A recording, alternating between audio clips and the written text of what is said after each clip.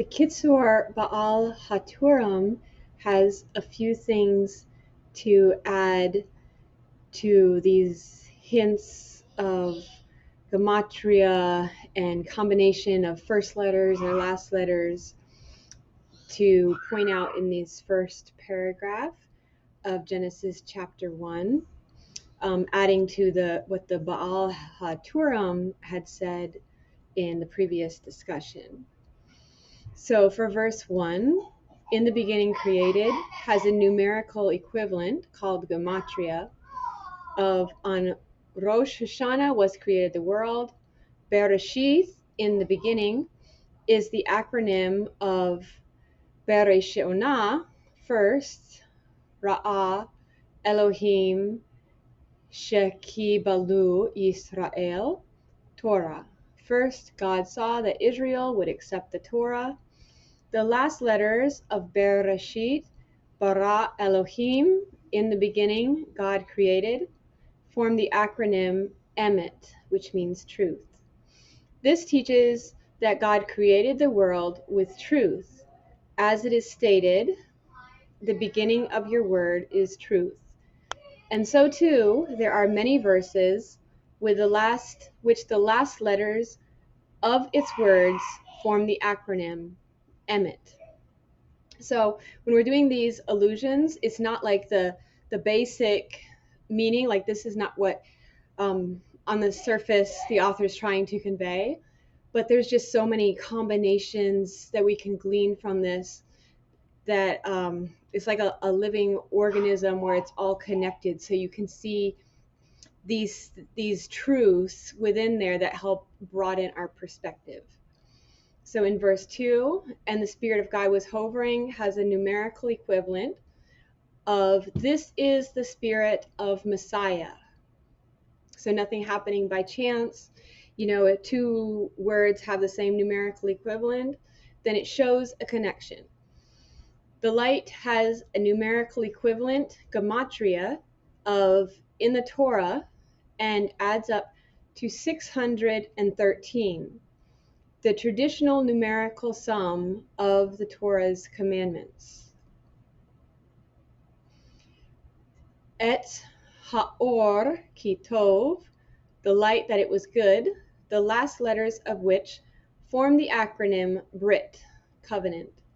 And God saw the light that it was good, and he separated.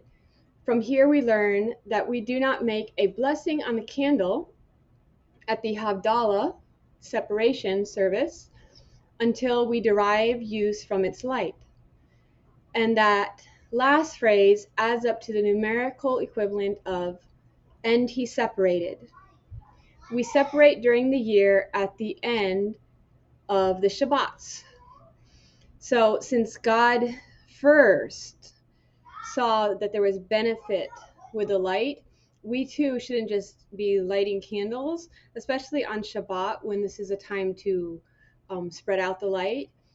So even just with physically just lighting a candle, make sure that it's bringing good, it's bringing rejoicing, you're benefiting from that light, and you kind of put intention into that. And then it's a time of separation to say, yes, now Shabbat is over. But in another way, because it's connecting this seventh day with the first day, this could teach us that the seventh day should never end. For example, it's said that you just have an extra godly soul on the seventh day, and this is a time to really connect with HaChaim. But the first day should actually be the eighth day, which is an eternal day. So ideally, you should never lose that light, even if the candle light goes out. We should have like an eternal Sabbath where even though we may still have to go back to our workplace physically, within us, that light never dims. And verse 5, 5 times the word light is written in this section, which represents the 5 books of the Torah, which are called light. 5 times or is written in the parsha against 5 Torah pentacles called or. And for our final section of Remez, I wanted to take a look at Rabbeinu Bahya. Unfortunately, not all of it is translated into English, so we'll see how it goes. I know that the works of the Torah commentators break down according to a four-part structure and approach, picking just one. There are those who pursue the Peshat, the plain meaning of the text. There are those who long for the way of Midrash, the literary and exegetic meaning. Some choose the way of the intellect and philosophical investigation. Then there are those elevated ones whose hearts seek the path of the house of God. Their hearts are sated with fatness, and they eat dripping honey from the comb. They have entered into the place of the seer, further than the oracles, grasping root and branch. Therefore I saw fit to split my commentary into four parts, according to these various paths, in order that all the pieces should be made whole. Bereshith 1:1.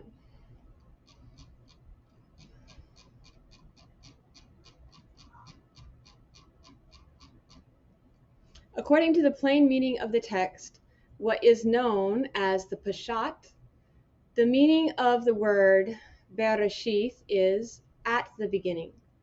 If nonetheless the Torah did not write Beroshina at the beginning, an unmistakable expression, this is because the expression Bereshith includes so many more and exalted meanings than does the word Beroshina.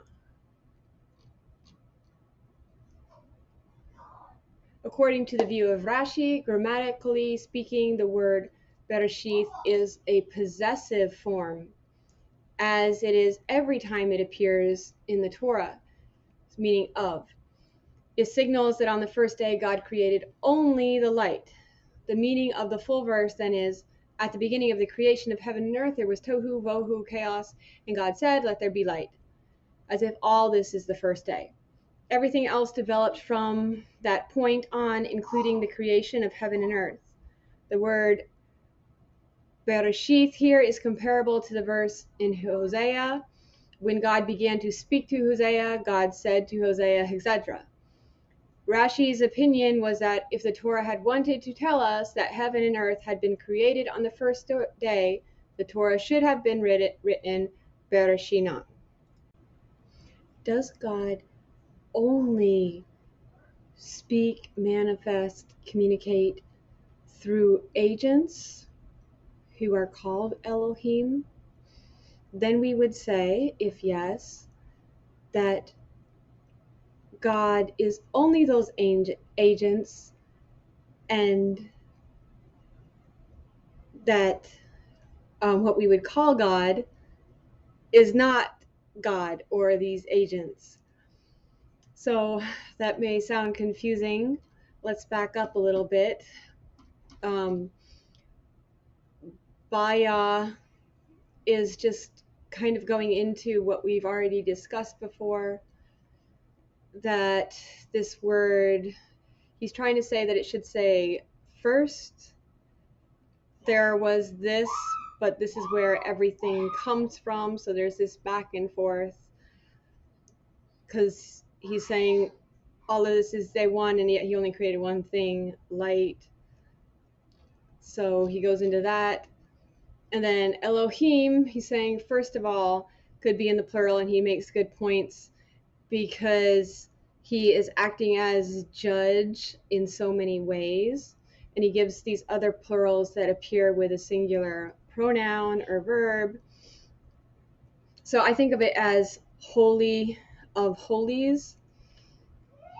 That's what God is, even though that's a singular place in the tabernacle, a 10 by 10 foot area.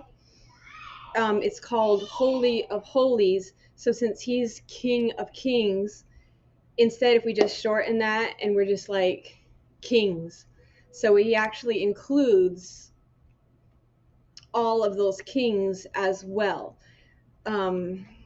He's not the king who is over those kings. That would be like a human way of thinking it. He is the king that is in those kings. For example, if my power only comes from God, and so my power is not my own and it only exists because of God, then power of powers doesn't mean he's just overseeing it and he's like the greatest and everybody else is separate powers, that there is only one power, but it's in the plural because there's so many judges and he's the one who's judging in all of them. So we are sanctified, which is the word for holy. We're set apart. He is the set apart of the set apart. So we're his set apart ones, and he's the one who dwells in us. So really there's only him and we are his body.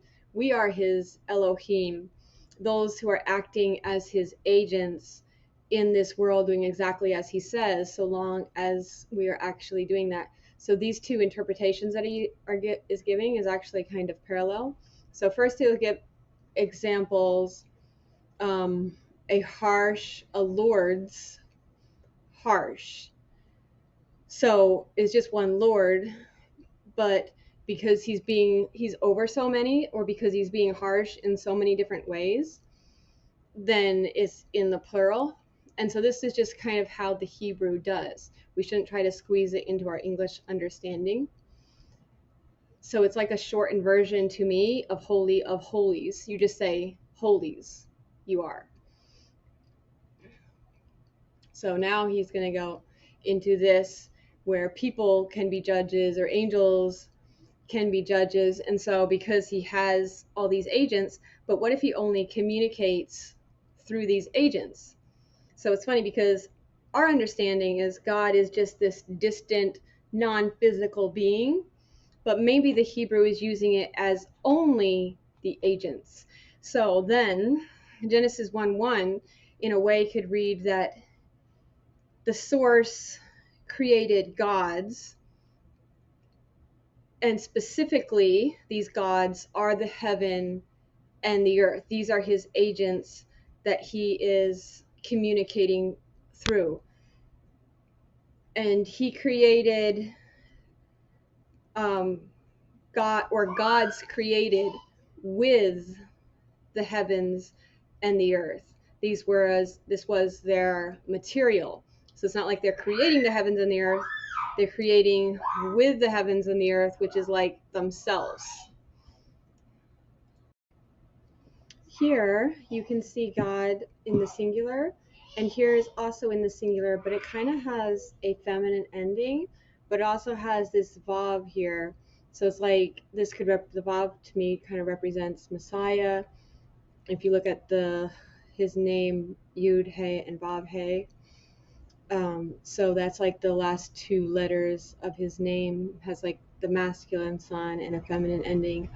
But anyway, this next section here, he's saying that there is this Yud that is not described. Already we've described that it could be the power of them. And this is like the Kabbalah meaning. It means like receive. So he doesn't go into the meaning of why the Yod is there, but he just hints at it. And this person thinks, well, maybe Yod is 10, so it means the 10 emanations. I think that if you have a plural word and then you add this suffix on the end, then you drop the mem. So it's like it has this masculine plural ending. If it was just like el-im, that would be like it having a fuller spelling of the masculine plural, and then it would be the powers of them, and the masculine plural does include the feminine. So in the singular, it could be talk of like a feminine aspect of God, like the Spirit and the Messiah, or it could be talking about like just that God in the singular, like one agent at that time, maybe, because sometimes it does appear in the singular. Or when it's fully spelled out like this, maybe it's like plural masculine and then of them in a way. That's just maybe why I think that Yod might be there. Here in Isaiah 66, God is saying that all of the heavens and the earth are his house, so his dwelling place. So he is kind of communicating through these are like his body. So going back to the tohu and the bohu, it's saying, there's infinite potential inside of us. This is like God. And then it also has this outside form, which are like the stones, like the bohu. And the bohu, you look at the temple and you know that he is in it. So even though all of heavens and earth, he wants one that's specifically more in his image. And this is where he wants to dwell in just this tiny, all of the nations are like a drop in a bucket to him. So he wants to dwell in this tiniest of dots in mankind. So that's our little review of the Peshat. There is basically what he's gone into. He seems to be implying that this world came about because of an intense outcry. And that's how I feel, that it wasn't just this easy thing. There was this great void, this great need, this this intense desire for this to need to happen because of something altering. Creation, an unseen, uncontainable form, contained and seen within form. The incontainable could not be contained in all the heavens and the earth. So what did he do? He reduced himself to the tiniest, most minute point ever, a man. And when he had reduced himself the furthest from what he is, then he could most clearly be seen. Before, uncontainable, unknowable, undefinable, but the physical was the way of communicating, of seeing him. I'm not saying God is a man. God is the furthest thing from a man. Men lie and cheat. They can't be trusted. You can't put your hope in them at all. But I am saying God is a man because this is a manifestation of who he is. God is a man of war. So when you see a person fighting, then this is who God is. Torah is written white fire on black fire. If all was white, then how would the words be distinguished? So this is the order given to Eli. Haaretz, and the earth was tohu, destroyed. Wavohu, not one stone left upon another. Barren. Wehoshech, al panei tehom. Weruach, al merahefeth, al panei hamayim. So that Spirit of God upon the peoples, speaking, not heard until there's this great need, so your ears are in tune, until there's this darkness, so you can see the light. But anyway, so God may not be as distinguished as well by the angels of light. Humans are both creatures of darkness and creatures of light. They're coming from heaven and from earth, and they have this free will, like the good and the evil. So in some ways we can know God better than angels who are just like fire, full of light. So you do have these two kinds of fire. So how can this spirit, this breath of God be seen? It can be seen in a place of passion, good or bad, like fire, and his response to it. So we see his love contrasted with that. It could be seen in a place of earth where this is like solid and unchanging, in the body of man. where he's dying, but yet he's got this eternal aspect. The spirit can be seen best in a combination of all of this, like also the water, so like forgiveness, cleansing. So that order that we saw with Elijah, he's kind of showing that other places mention this order. So I'm not gonna read it all. If the first fruit is holy, then the entire batch is holy. If you look at that first produce of the woman, where she's got a, a loaf or dough for bread, and she takes that first portion to set aside, and now this belongs to God. This is going to go to the temple, and she's not going to make use of it. But all of the dough looks the same, first of all. And so when you look at these other loaves, they're all in like the image of this first loaf. And since God dwells in this first loaf, then like genetically it's all the same. So what first proceeds from God, it's like all the same substance, right? Everything just proceeds from God, and it all has like this same potential of all of God's identity in it. But the letters for Bekor, the first ripe fruit, the firstborn, I think is the same word for Bekor. That first letter, Beis, is like Bina, B, and then the K in Bekor is like the Keter, the crown, the like the source of all. The in Yud He Vav He, that little yod, it's like a seed shape. The very top of the yod is the crown, and then the rest of that yod is like the Hakma. So that third letter there, the Resh, is Rosh, Reshith, Hakma. So like the head of Hakma, the source of Hakma, and Bina is like the mother, the feminine side. So all of these three aspects going and to combined make the sun. And that's where we get like knowledge. It would progress to knowledge. So this is like the first two letters. All of this is like the first two letters. The Keter and the Hakma are like the Yod, and the Bina is like the Hey of Hashem's name.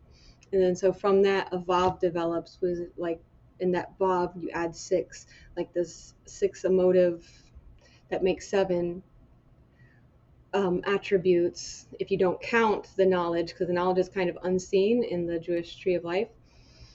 So you have like those seven total emotive attributes, and then that actually duplicates again, and you have this Hey, which is the Malchut, the kingdom, that all comes from this. So it's like all the same substance. Everything has wisdom. In wisdom you made them all.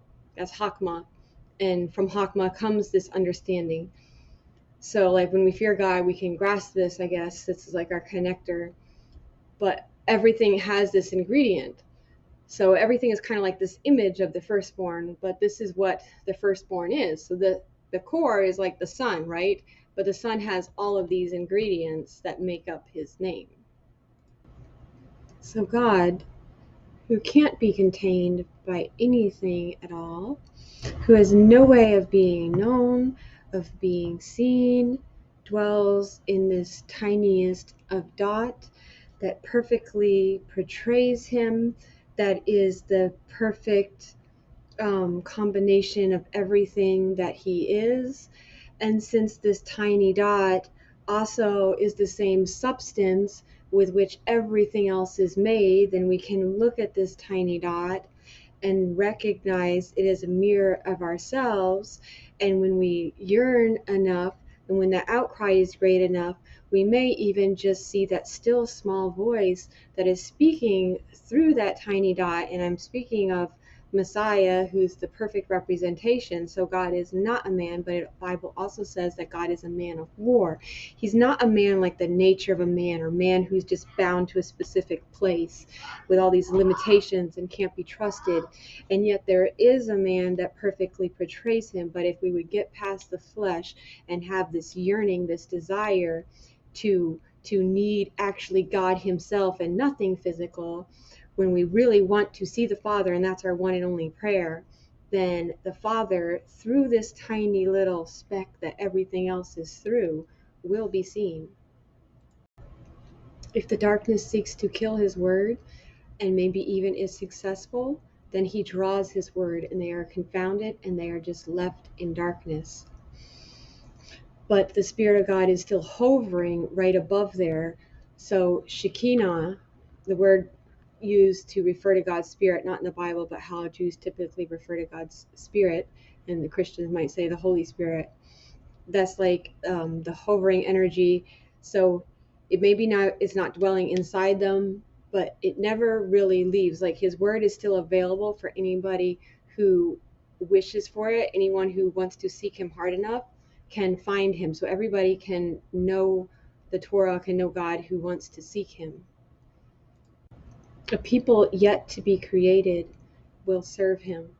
And God is able to raise up children of Abraham from these stones that are scattered everywhere. We're talking about tohu and bohu, the seemingly hopelessness. So there's this prophecy that even the nations will be drawn, like through Messiah, that he goes out to get those that are lost, that are without hope. And so now we no longer call unclean what God has cleansed. From this that he's writing here, we can learn that the people are not fully ripe for Messiah, ready for him, until they've gone through these 4 exiles. So he's saying that Haaretz Tohu could be a reference to the Babylonians, and Bohu to the Medes, and Hoshek to the people of Jasher, whereas the word Tehom could be a reference to the Roman Empire. And then finally we see the Spirit of God that dwells in Messiah. That Spirit of God that through those 4 exiles remained fluttering, hovering, like a mother bird wanting to take them under its wing, but they were not willing. So until after that 4th exile, then they're finally willing. And there is somebody with whom the Shekinah, which means to dwell, where God can actually dwell inside a man. And then through that man, he can dwell in all of his people. When is the darkest time of a year? When is the darkest time of a day? The darkest time of the year happens in December, which is not long after Tishrei. So Rosh Hashanah, when they're saying the universe was created, they're saying it was the darkest time, like right after the evening when 3 stars come out. But God changed that to the brighter time of the year, because what's the opposite of like December? Go back 6 months, or go back half a day would be 12 hours. So go back to the brightest time, noon, so right before noon, like morning. So then instead, he's like saying spiritually, your day has 12 hours. You begin your day like a temple day began in the morning. That's spiritually, you begin your day in the morning. Physically, though, politically, you are beginning like your work when it's dark, because then you have work to do in the physical.